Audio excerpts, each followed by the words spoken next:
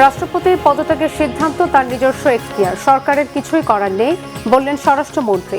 লন্ডনে হাসিনার সাথে ফোন আলাপের বিষয়ে জানা নেই। গাজী নজরুলকে বহিষ্কারের বিষয় ইসিকে অবহিত জামাতের, সংসদ থেকে জানানো হলে ব্যবস্থা বললেন কমিশনার মাসুদ। সদস্যপদ থাকা নিয়ে ভিন্নমত বিশেষজ্ঞদের। বিনিয়োগ বান্ধব পরিবেশ নিশ্চিতে লাল ফিতার দৌরাত্ম্য দূর করেছে সরকার বললেন প্রধানমন্ত্রী। 2034 সালের মধ্যে ট্রিলিয়ন অর্থনীতির প্রত্যাশা। তীব্র গ্যাস সংকটে বিপর্যস্ত নগর জীবন, বাসাবাড়িতে জ্বলছে না চুলা, বিপাকে চালকরা। কৃত্রিম সংকট তৈরি করে দাম বাড়ানোর চেষ্টা চলছে, অভিযোগ গ্রাহকদের। দেখছিলেন সংবাদ শিরোনাম, এবারে বিস্তারিত।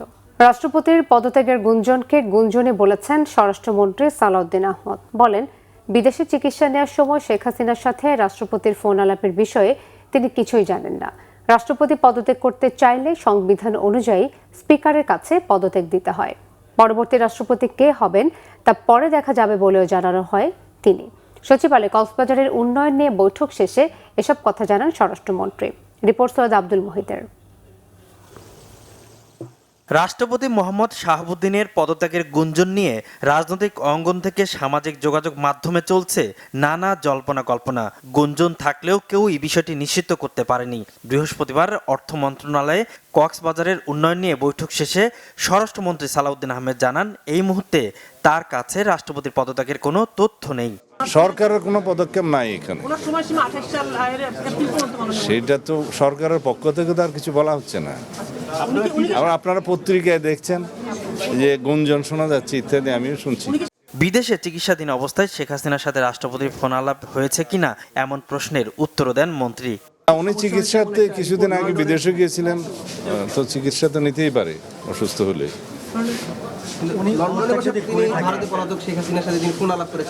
সেটা আমি জানি না, আমরা শুনি। রাষ্ট্রপতি পদত্যাগ করতে চাইলে সংবিধানে থাকা নিয়মের কথাও স্মরণ করিয়ে দেন স্বরাষ্ট্রমন্ত্রী। মহামান্য রাষ্ট্রপতি স্বাস্থ্যগত কারণে হোক, যে কোনো কারণে হোক পদত্যাগ করতে চান, সেই অপশন তো ওনারা আছে। এখানে সরকারের পক্ষ থেকে কিছু বলা হয়নি, আমিও এগুলো পত্রিকায় শুনছি। আর তিনি যদি পদত্যাগ করতে চান, সাংবিধানিকভাবে সেটা মাননীয় স্পিকার বরাবর পদত্যাগপত্র দিতে হয়, এইটুকু নিয়ম আছে, জানি, এর বাইরে কিছু জানি না। সৈয়দ আব্দুল মুহিত, বাংলা ভিশন, ঢাকা। গাজী নজরুল ইসলামকে জামাত থেকে বহিষ্কারের বিষয়ে ইসিকে অবহিত করেছে দলটি। এদিকে নির্বাচন কমিশন জানিয়েছে, সংসদ থেকে জানানো হলে ব্যবস্থা নেবে কমিশন। অপরদিকে নৈতিক স্খলনের কারণে তাকে দল থেকে বহিষ্কার করায় গাজী নজরুলের সদস্য পদ থাকবে কিনা তা নিয়ে বিশেষজ্ঞরা ভিন্ন মত দিয়েছেন। তাদের কেউ বলেন, এই ঘটনায় সদস্য পদ খারিজের সুযোগ নেই। অন্যরা বলছেন, যে দল থেকে নির্বাচিত হয়েছেন সেই দলে বহিষ্কার করায় তার সদস্য পদ থাকার কোনো সুযোগ নেই। নাবিল জাহাঙ্গীরের রিপোর্টে বিস্তারিত।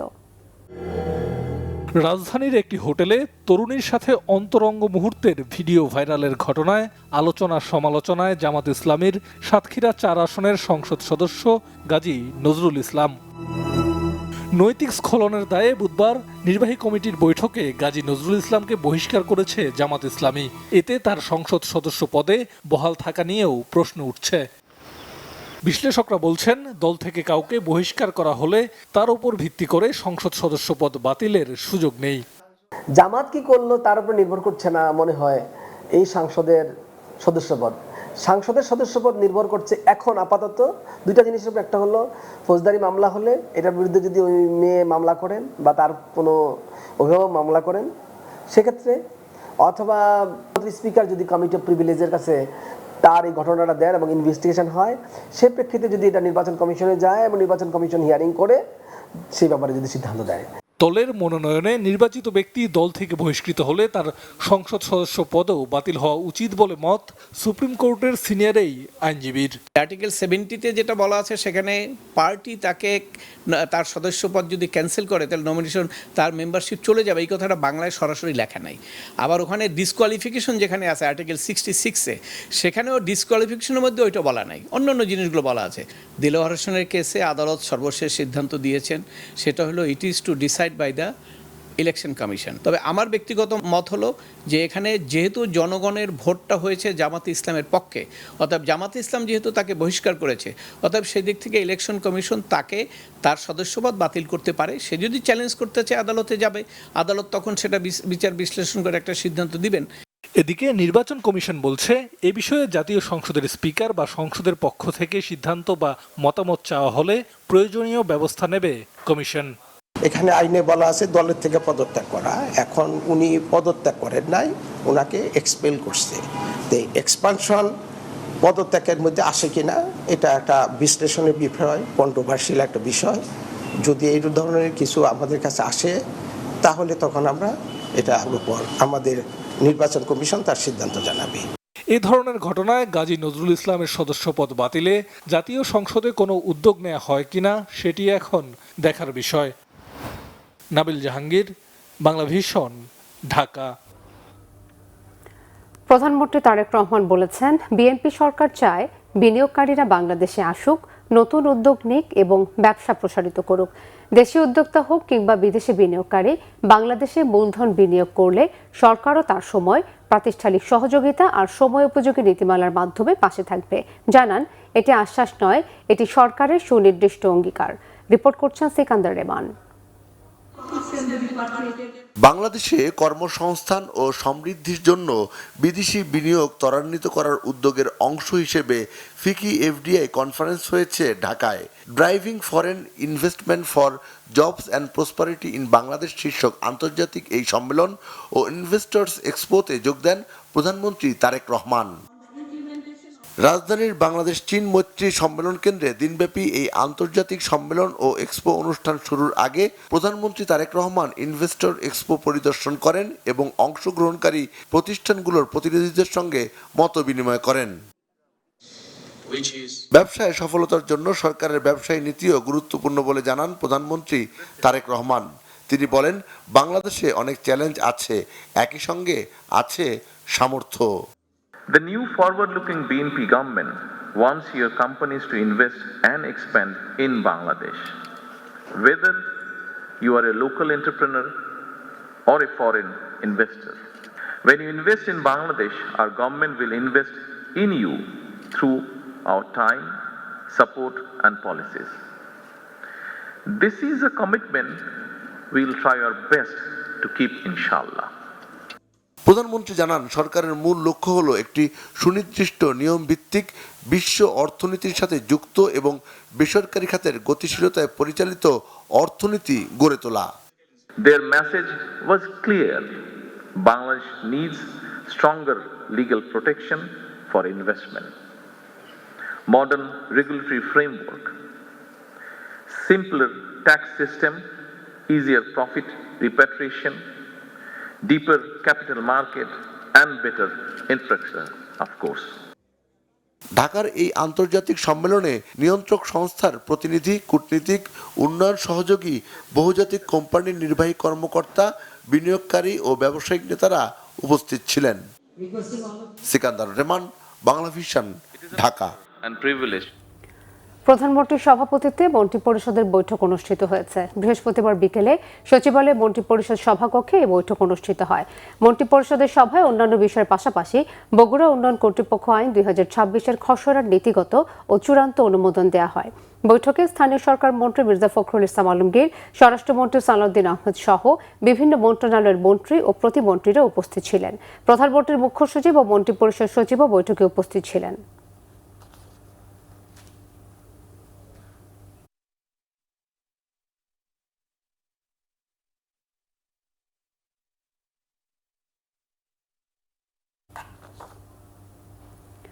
জিয়াউর রহমান ফাউন্ডেশনের ভাইস প্রেসিডেন্ট ডাক্তার জুবাইদা রহমান বলেছেন, সবার স্বাস্থ্যই গুরুত্বপূর্ণ।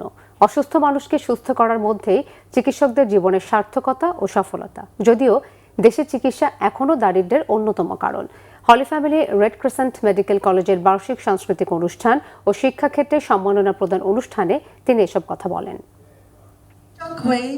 অসুস্থ মানুষকে সুস্থ করার মধ্যেই আপনাদের আত্মত্যাগ, আত্মতৃপ্তি, জীবনের সার্থকতা, জীবনের সফলতা। বাংলাদেশে চিকিৎসক ও রোগীর অনুপাত 0.83 বনাম 1000, অর্থাৎ প্রতি একজন ডাক্তারকে দেখতে হয় 1200 থেকে 18 জন অসুস্থ দেশবাসীকে। গ্রামাঞ্চলে এই অনুপাত আরো ভিন্নতর। চিকিৎসা এখনো দারিদ্র্যের অন্যতম কারণ। আপনাদের দিকেই তাকিয়ে আছে বাংলাদেশ। আগামীর বাংলাদেশে যেন কোনো রোগাক্রান্ত গ্রামবাসী চিকিৎসার অভাবে প্রাণ না হারায়, কারণ এভরিওয়ানস হেলথ ম্যাটার্স। সবার স্বাস্থ্যই গুরুত্বপূর্ণ। জামাত ইসলামের আমির ডাক্তার শফিকুর রহমান বলেছেন, জুলাই আন্দোলনের শহীদদের বিচার এখনো দৃশ্যমান নয়।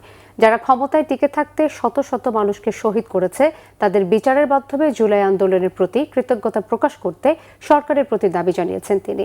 গণঅভ্যুত্থানের চেতনা ও গণভোট বাস্তবায়ন, গণহত্যা ও মানবতা বিরোধী অপরাধের বিচারের দাবিতে রাজধানীর মিরপুরে আয়োজিত সমাবেশে প্রধান অতিথির বক্তব্যে তিনি এসব কথা বলেন। জামাত আমির আরও বলেন, বাংলাদেশ থেকে ফ্যাসিবাদের প্রতিটি চিহ্ন ধ্বংস করা পর্যন্ত জামাতের বিপ্লব চলবে। সেই বিপ্লবের সম্মুখ সারিতে থেকে নিজেকে সামিল করার প্রতিশ্রুতিও দেন তিনি। ডাক্তার শফিকুর রহমান দাবি করেন, যারা ফ্যাসিবাদ বিরোধী লড়াই করতে গিয়ে জীবন উৎসর্গ করেছেন, তাদের নামে বিভিন্ন সরকারি স্থাপনা ও সড়কের নামকরণ করতে হবে।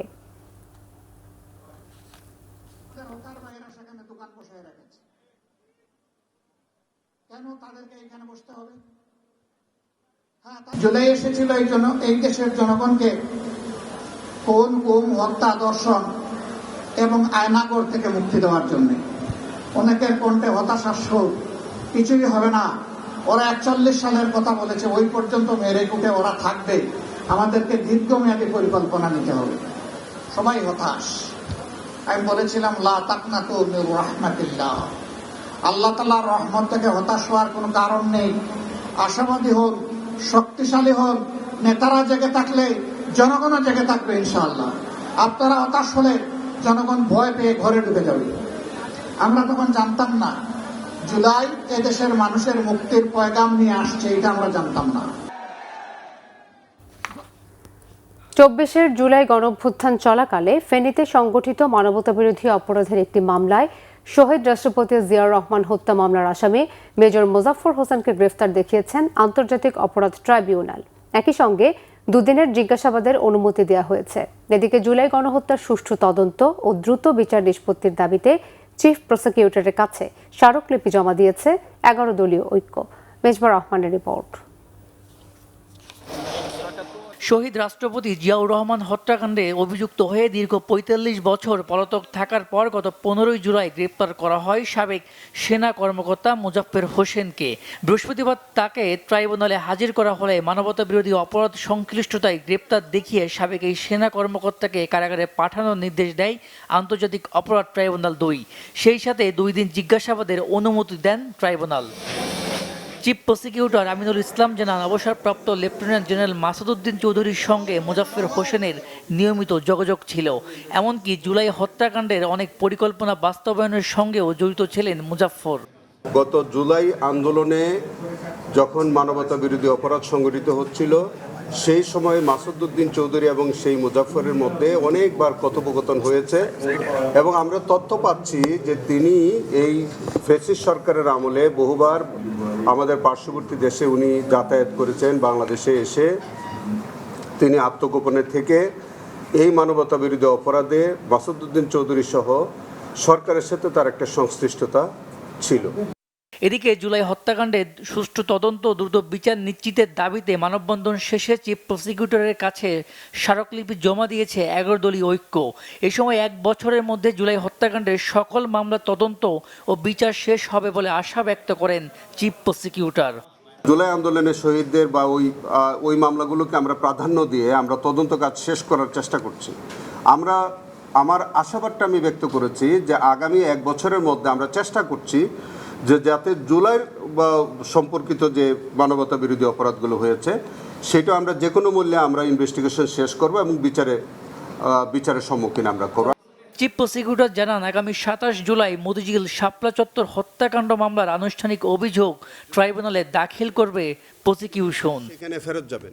মেজবার রহমান, বাংলা ভিশন, ঢাকা।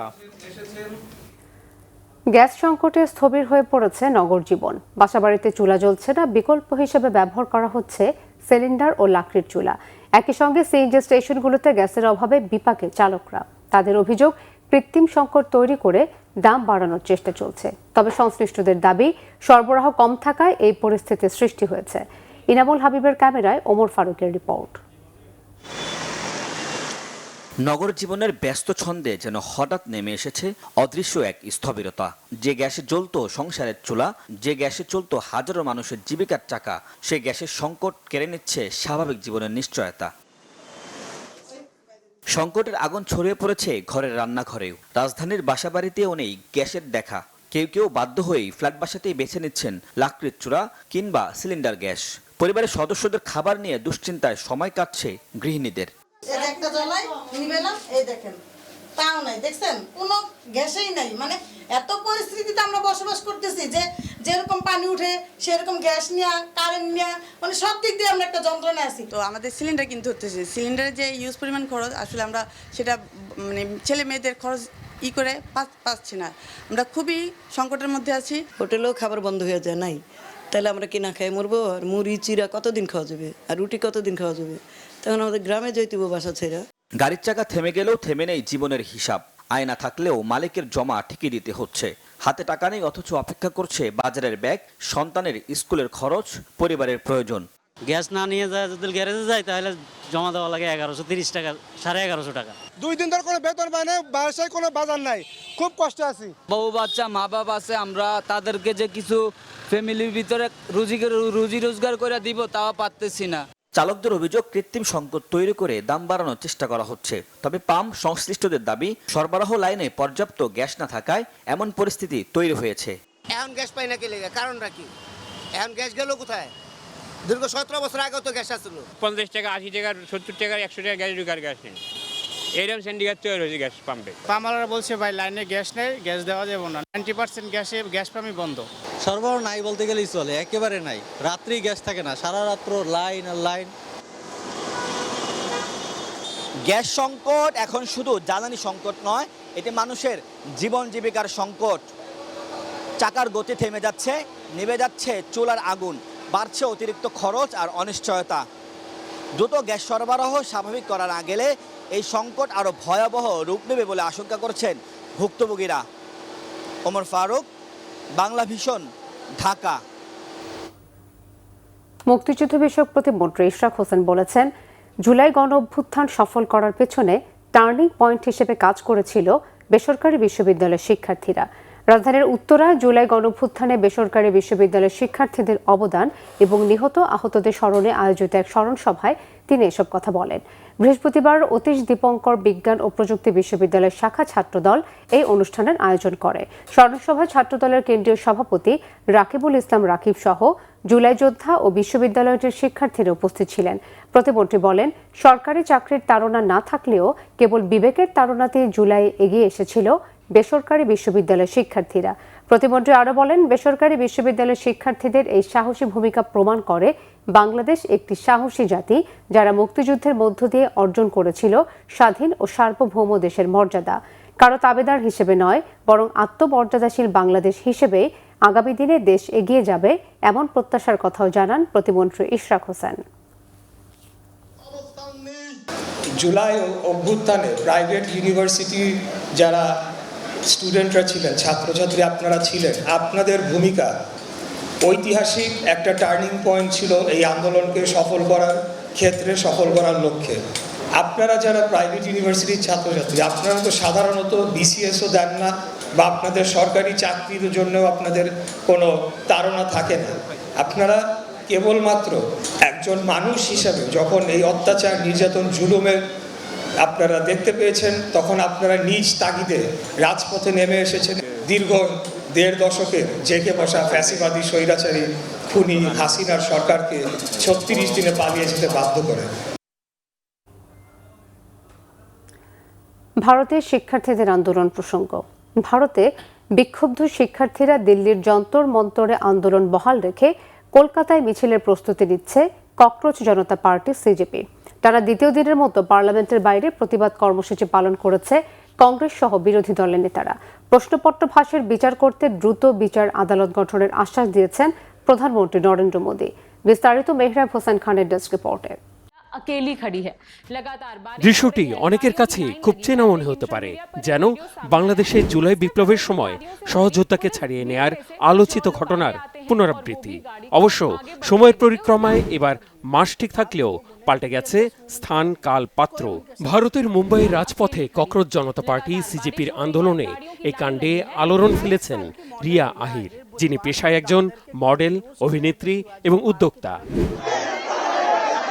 ককরোচ জনতা পার্টি সিজেপির আন্দোলনের কেন্দ্রস্থল দিল্লির যন্তর মন্তর ক্রমেই তেজ বাড়াচ্ছে।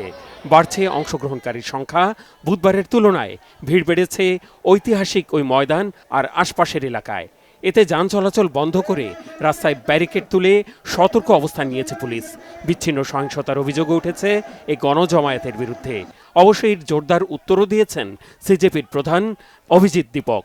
আন্দোলনে অনুপ্রবেশের অভিযোগ তুলে তিনি বলেছেন, কেন্দ্রীয় শিক্ষামন্ত্রী ধর্মেন্দ্র প্রধানের পদত্যাগ ছাড়া আন্দোলন থামবে না। আমরা এখানে 1 মাস ধরে শান্তিপূর্ণভাবে বসে আছি এবং এর আগে এমন কিছুই ঘটেনি। এখন যেহেতু আন্দোলনে গতি পেয়েছে, অভিযোগ উঠেছে সহিংসতায় উস্কানি দিতে বিজেপি কর্মীদের পাঠানো হচ্ছে। পুলিশ এখানে ট্রাক ভর্তি পাথর নিয়ে আসে এবং তারপর বিজেপির গুন্ডারা এসে পাথর ছোড়ে এবং সিজেপি সমর্থকদের বদনাম করে। প্রশ্নপত্র ফাঁসের বিচার করতে দ্রুত বিচার আদালত গঠনের আশ্বাস দিয়েছেন প্রধানমন্ত্রী নরেন্দ্র মোদী। সামাজিক মাধ্যম এক্সে প্রধানমন্ত্রী লিখেছেন, তরুণদের ভবিষ্যতের সুরক্ষা দেয়াই সরকারের প্রধান অগ্রাধিকার। এজন্য প্রশ্নপত্র ফাঁসে জড়িতদের কঠোর শাস্তি দিতে ফাস্ট ট্র্যাক কোর্ট গঠনের নির্দেশ দেওয়া হয়েছে। ঘরে বা বাইরে যে কোনো জায়গায় বসার জন্য সিজেপির কাছে প্রস্তাবও পাঠিয়েছে কেন্দ্রীয় সরকার। এ নিয়ে আন্দোলনকারীদের সাথে যোগাযোগ শুরু করেছেন একাধিক মন্ত্রী। অবশ্য প্রধানমন্ত্রী মোদীর উদ্দেশ্য নিয়ে প্রশ্ন তুলেছেন কংগ্রেস সভাপতি মল্লিকার্জুন খড়গে। এমন পরিস্থিতির জন্য খোদ মোদীকে দায়ী করেছেন তিনি। अगर किसी ने मजबूर किया है या किसी ने ये वातावरण तैयार किया है, ये प्राइम मिनिस्टर ने किया है। শিক্ষার্থীদের আন্দোলনের সমর্থন দিয়ে টানা দ্বিতীয় দিন পার্লামেন্টের বাইরে বিক্ষোভ করেছে বিরোধী দল। এতে ছিলেন সোনিয়া গান্ধী, রাহুল গান্ধী, প্রিয়াঙ্কা গান্ধী সহ বিরোধী জোটের নেতারা। স্বল্প দূরত্বে পাল্টা অবস্থান কর্মসূচি পালন করে বিরোধী দলের বিরুদ্ধে পরিস্থিতির ফায়দা নেওয়ার অভিযোগ তুলেছেন ক্ষমতাসীন জোট এনডিএর নেতারা। শিক্ষার্থীদের দাবির সাথে একাত্মতা জানিয়ে আদালত চত্বরেই প্রতিবাদ কর্মসূচি পালন করেছেন সুপ্রিম কোর্টের আইনজীবীরা। বিশৃঙ্খল পরিস্থিতিতে সুপ্রিম কোর্ট সহ দিল্লির অন্তত 16টি মেট্রো স্টেশন বন্ধ করে দেয় কর্তৃপক্ষ। এ বিষয়ে হস্তক্ষেপ করা হবে বলে সতর্ক করেছেন সুপ্রিম কোর্টের প্রধান বিচারপতি সূর্যকান্ত। যদিও বুধবার শিক্ষার্থীদের ওপর পুলিশি নির্যাতন নিয়ে শুনানিতে অনীহা জানিয়েছিলেন তিনি।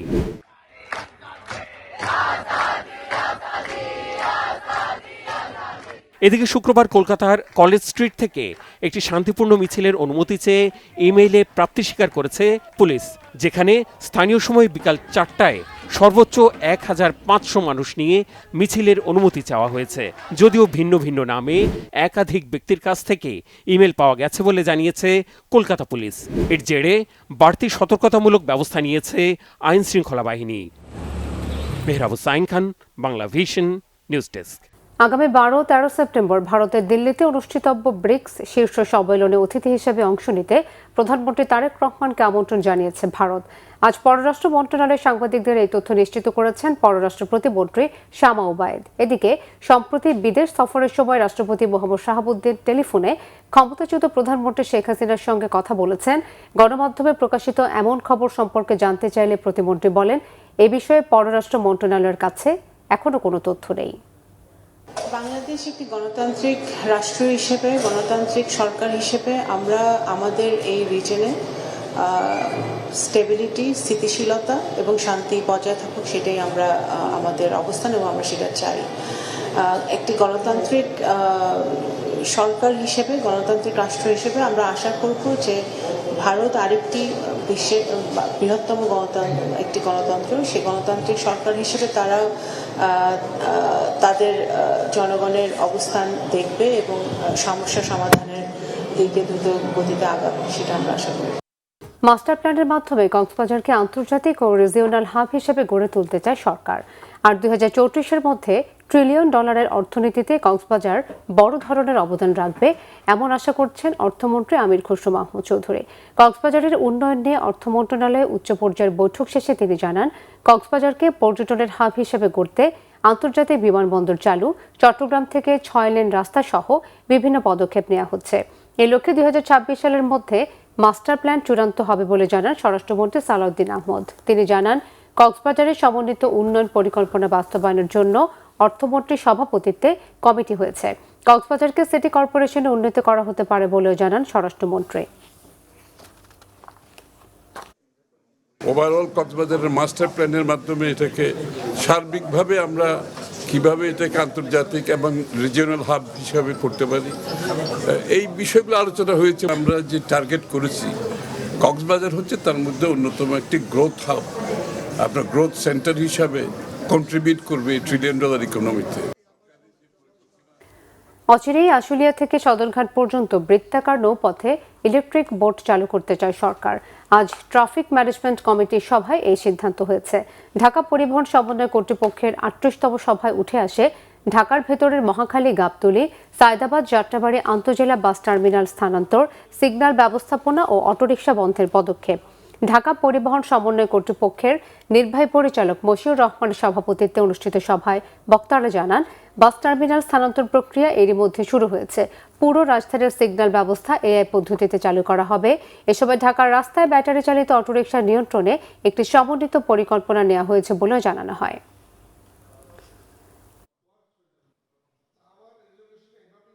রিক্সা নিয়ন্ত্রণের জন্য আমাদের কিছু কথা আমরা চিন্তা করেছি। আমাদের ট্রাফিক বিভাগ থেকে যিনি এসেছেন, তিনি রিক্সার চার্জিং সিস্টেমের কথা বলেছেন। এই চার্জিং সিস্টেমগুলোকে যদি আমরা বাদ দিতে পারি বা কোনো আইনের আওতা আনতে পারি, এখানে যদি ট্যাক্স ইম্পোজ করা যায়, তাহলে পরে হয়তোবা এইটা চার্জিং এর ব্যাপারটি কম হবে বা তারা নিরুৎসাহিত হবে। আমার দৃঢ় বিশ্বাস, যদি আমরা এই নৌ রুট চালু করতে পারি, এর ফ্রিকোয়েন্সি বাড়াতে পারি, টোল কমাতে পারি, তারপরে যাত্রীদের একটু আকর্ষণীয়ভাবে আমরা তাদের সাথে তাদের মোটিভেশন করতে পারি, আমাদের এই নৌ রুট এটিও হতে পারে যাত্রীদের একটি অত্যন্ত আকর্ষণীয় পথ। মুক্তিযুদ্ধ বিষয়ক প্রতিমন্ত্রী ইশরাক হোসেনের বিরুদ্ধে সম্প্রতি একটি গণমাধ্যমে প্রচারিত বিভ্রান্তিকর ও উদ্দেশ্য প্রণোদিত প্রতিবেদনের তীব্র প্রতিবাদ জানিয়ে বিবৃতি দিয়েছে মুক্তিযুদ্ধ বিষয়ক মন্ত্রণালয়। বিবৃতিতে বলা হয়েছে, একটি গণমাধ্যমে প্রচারিত প্রতিবেদনে ইশরাক হোসেনকে নেতাকর্মী বিচ্ছিন্ন হিসেবে উপস্থাপন করার চেষ্টা করা হয়েছে, যা সম্পূর্ণ ভিত্তিহীন, বানোয়াট এবং রাজনৈতিক উদ্দেশ্য প্রণোদিত। ইশরাক হোসেন ঢাকা মহানগর দক্ষিণ বিএনপির একজন অত্যন্ত জনপ্রিয় ও রাজপথের পরীক্ষিত নেতা। বিগত 17 বছরে স্বৈরাচার বিরোধী আন্দোলনে রাজপথে তার ভূমিকা ঢাকাবাসী ও দলীয় নেতাকর্মীরা শ্রদ্ধার সাথে স্মরণ করে। মাঠ পর্যায়ে তার জনপ্রিয়তা ও গ্রহণযোগ্যতাকে খাটো করতে একটি মহল সুপরিকল্পিতভাবে এই অপপ্রচার চালাচ্ছে। প্রধানমন্ত্রী তারেক রহমানের নির্দেশনায় ইশরাক হোসেন জুলাই অভ্যুত্থানের আকাঙ্ক্ষা পূরণে নিরলস কাজ করে যাচ্ছেন বলেও বলা হয় বিবৃতিতে। খাদের কিনারায় থাকা দেশের অর্থনৈতিক খাদে পড়ার আগেই পদক্ষেপ নিতে হবে বলে মন্তব্য করেছেন বিশিষ্ট অর্থনীতিবিদরা। ঢাকা বিশ্ববিদ্যালয়ে একটি সেমিনারে এসব কথা বলেন তারা। IMF এর পরামর্শে ঋণ নির্ভর অর্থনীতি থেকে বেরিয়ে উৎপাদনমুখী অর্থনীতিতে ফেরার তাগিদও তাদের। বিস্তারিত মামুন আবদুল্লাহর রিপোর্টে। 2024-এর গণঅভ্যুত্থান পরবর্তী দেশের রাজনৈতিক ও অর্থনৈতিক রূপান্তরের স্বপ্ন দেখে বাংলাদেশ। তবে জুলাইয়ের আকাঙ্ক্ষায় কতটুকু এগুতে পেরেছে দেশ, তা নিয়ে রয়েছে বিস্তর প্রশ্ন। ব্যাংক ও অর্থনৈতিক খাতে টালমাটাল অবস্থার মধ্যেই মূল্যস্ফীতি এবং বৈদেশিক বিনিয়োগের চ্যালেঞ্জের মধ্যে দেশের অর্থনৈতিক খাত। এমন অবস্থায় জুলাইয়ের আকাঙ্ক্ষায় বাংলাদেশের অর্থনীতি শীর্ষক সেমিনারের আয়োজন করে centre for studies and thoughts, যেখানে বক্তাদের কথায় উঠে আসে দেশের অর্থনীতির নানা অসঙ্গতি। আমি গ্যাসের যে সমস্যাটা কিভাবে সমাধান করব, বিদ্যুৎ কিভাবে সমস্যার সমাধান করব, আমার ম্যান পাওয়ারেও কিন্তু সমস্যা আছে। সমস্যাটা কি? সংখ্যায় না, কোয়ালিটিতে।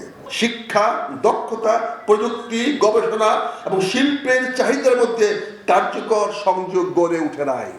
বক্তারা বলেন, বাংলাদেশকে অর্থনৈতিকভাবে স্বাবলম্বী করতে হলে দৃঢ় কিছু পদক্ষেপ নিতে হবে। ব্যাংক বলে কিছু নাই। আপনি তো ব্যাংক যদি করতে চান, আপনি ব্যাংক রিফর্ম নয়, ব্যাংককে নতুন করে গঠন করতে হবে। প্রতিষ্ঠানগুলো গড়ে উঠেছে লুট করবার জন্য। কথা বলেন ব্যাংক ও আর্থিক খাতের ভঙ্গুর অবস্থা নিয়েও, প্রশ্ন তোলেন অভ্যুত্থানের অর্জন নিয়েও। বাংলাদেশ ইকোনমি কিন্তু গভীর খাদের নিবর্জিত হয়ে গেছে। আগে ছিল খাদের কিনারে, এখন কিন্তু খাদের গর্তে পড়ে গেছে। এটা সুযোগ গ্রহণ করে আইএমএফ। এই ভাই, তোমরা তো সমস্যা আছো। কি সমস্যা? এই তোমাদের তো ফরেন এক্সচেঞ্জ রিজার্ভ কম, সামনে তো লাগতে পারে, তেলের দাম বাড়তেছে, কিছু টাকা ধার দিতে চাই, তা আমরা নেগোশিয়েট করি। জুলাইয়ের আকাঙ্ক্ষা বাস্তবায়নে তরুণদের অর্থনৈতিক অংশগ্রহণে জোর দেন অর্থনীতিবিদরা। মামুন আব্দুল্লাহ, বাংলা ভিশন, ঢাকা। সংবাদ শেষ করব শিরোনামগুলো আরো একবার জানিয়ে।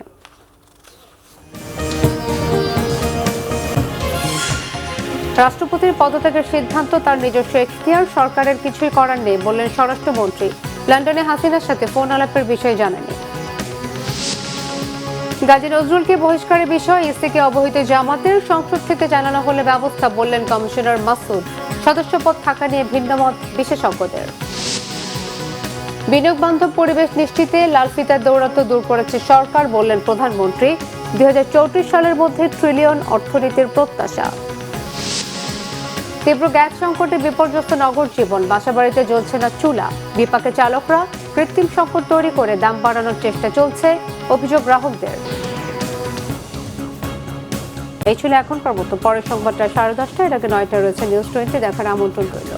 এছাড়া বাংলা ভিশন সংবাদ ও সংবাদ সংশ্লিষ্ট অনুষ্ঠান দেখতে ভিজিট করুন www.bvnews24.com ও facebook.com/banglavisionnews এবং সাবস্ক্রাইব করুন youtube.com/banglavisionnews। ধন্যবাদ।